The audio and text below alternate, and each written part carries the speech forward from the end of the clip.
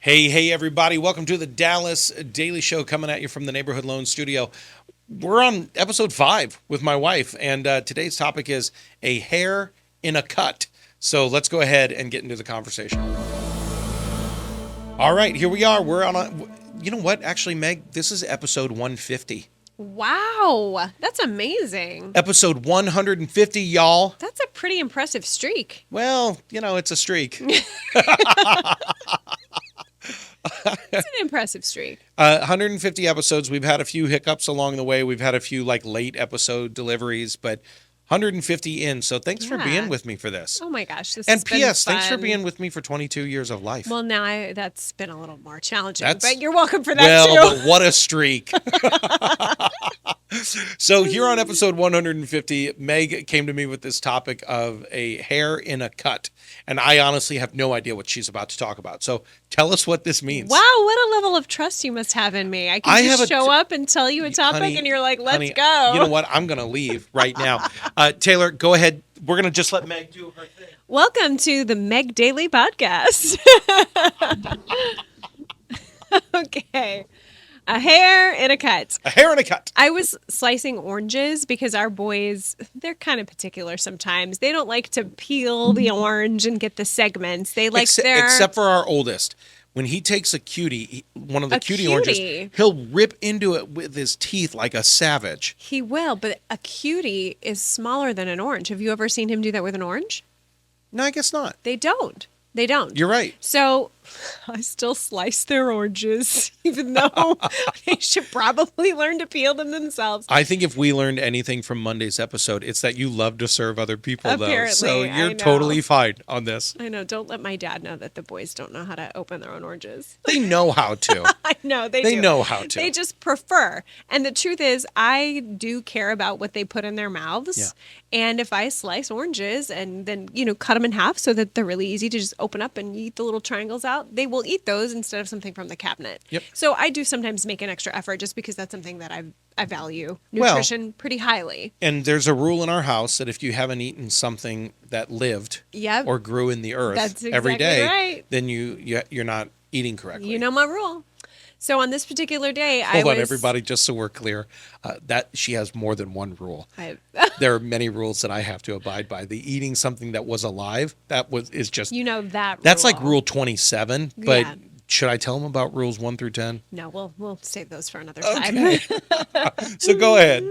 Well, I cut my finger, right? I was moving probably too quickly, and I got a slice on my finger, and it was a deep slice. It was one of those shocking, I can't believe after all the oranges you've sliced or onions you've sliced, you've sliced them. I've sliced a lot of things. That's like biting the inside of your cheek, and you're like, I've been chewing forever. And it's like, I know proper knife technique. I cannot believe I got this bad of a cut on my finger, but whatever, I did. It was one of those days. Well, the next morning, I'm just washing my hair in the shower, and a single strand of hair just flew right in the meat of just the cut. wedged into it. It just wedged in there. Oh. And I was like, oh, tough it out, Meg. It's just a little cut. It's just a tiny hair. This shouldn't cause you so much pain. You're tough. You're tough. You're tough. I don't even remember this part. Well, no, I remember you slicing your orange. You weren't around for this part. I mean, I'm not going to tell you about every little self-talk moment I have with myself Honey, you don't in the tell shower. me about big things sometimes. Sometimes she'll come home from an event with our sister-in-laws or something, and I'll say, anything interesting from the conversation? She's like, no, it was just a good night. And then 5 days later, you go, hey, the other night when I was with so-and-so, they said this. I'm like, when I asked you could have shared that with me. You could have given this on the report. So I'm not surprised I haven't heard this story yet. Well, it's not. You're making it a bigger story than it is. The point of the story hair is in a that slice. that it actually really hurt. Oh, yeah. And I heard Liz Gilbert's voice in the back of my head. I don't know if you're familiar with Liz Gilbert and her as in letters Elizabeth Gilbert, letters from love, Eat, Pray, Love. Yeah. Okay. Yeah. Okay. That was her first big book that made her famous. But she's a Substacker that I follow, Letters from Love, and they're beautiful. She has a whole community, Lovelets. If anybody's listening to this and you're a Lovelet, love you, Liz. Love you, Lovelets. Liz's voice came to my head, which is there's a whole world to you. You even just mentioned you follow people on Substack. You know this. We've talked about this 14 times. I swear we've covered it, Taylor. Yes. she's always talking about, well, one of the things that she talks about is how we can speak to ourselves more kindly. Mm. And it was like I heard her voice like just saying, hey, Meg, it's a pretty deep cut. And you know what, honey? Like, it's okay if you need to take a minute and acknowledge that you're experiencing physical pain. And it's okay if you have to just baby that wound for a few days. And if you can't type as fast because you've got a Band-Aid on your finger, like, be gentle with yourself, which I know is something you and I even talk about in our home frequently. You'll make a remark to yourself that's derogatory or hurtful or whatever. I'm like, hey, I love that man that you're speaking to. Please don't speak to him that harshly. Yeah. You would never speak to a friend that way. Yeah. I would never speak to a friend that way. I wouldn't pour salt in their cuts from their orange slicing experience. Yeah. I mean, if I was joking, but. Well, sure. Who doesn't pour salt in someone's wound as a joke? Sheesh. Sheesh. Well, yeah, okay. Grandmaster Scott Conway, he says it like this. He says, hey, speak kindly to my friend. Yes. And I don't think we speak kindly enough to ourselves. It's so true. It's easy to get into that kind of negative inner voice or negative self-talk and kind of berate ourselves a little bit. And the truth is we don't speak to anybody else that way. Yeah.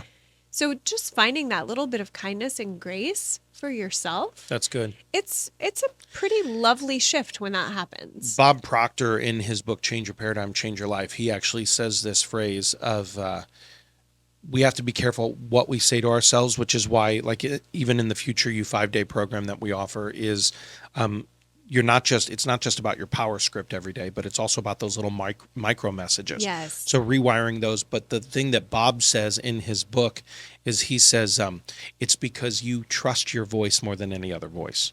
Oh, wow. So imagine if you're speaking ill of yourself, you're building self-trust with your subconscious as to how terrible you are. Wow. So we have to be really careful with how we use our words because we trust our own voice. Our own voice. That's powerful. Well, it's Bob Proctor. Way to bring it home, Proctor. Yeah. You thought I was me going to home, say Country Dallas, Road. didn't you? No. Dallas. I knew we were giving Proctor. I think that's really important, and I think everybody, that's an important thing for you to remember is there places where maybe you have a cut in your own soul or your own thinking that when you get stuck or something gets stuck in it, you immediately berate yourself, just like the hair in the slice. Is there places where you can talk more kindly to yourself? So just as you're listening to today's pod, and we always talk about the 4 I's on Friday, your insights, imagination, intention, and your impact, I actually want you to direct those toward yourself today. Are you getting an insight from this and you're actually starting to realize that's a place where I do it? Now imagine what it would be to speak kindly to yourself. Now set your intention that the next time that voice comes up to berate yourself, what can you do differently? And now think about the impact that could have on your life toward a positive trajectory of a future you that you ultimately want to become. Meg, that's really good stuff. Thanks. I've really enjoyed having you on here. Will you come back? Oh, you know I will. You might have to take me to lunch next time, though. Yeah, we don't have time today. We don't have time for lunch because we got to pick up kids, but we will. We'll plan it. Yeah. We'll plan a whole day. Take me on a date, babe. Take me home, Country Road. Bob Proctor. All right. Thank you again, honey. I love you so much. Thanks for being on this with me. And I mean that not just this show, but I mean this entire ride called life. Mm-hmm. You're awesome. Thanks. Yeah, so you get to sing us out one last time for this week. Have a championship day. Thanks for listening to my dad's podcast. For more tools, go to dallasdailyshow.com. Be sure to like, subscribe, and share. Thank you.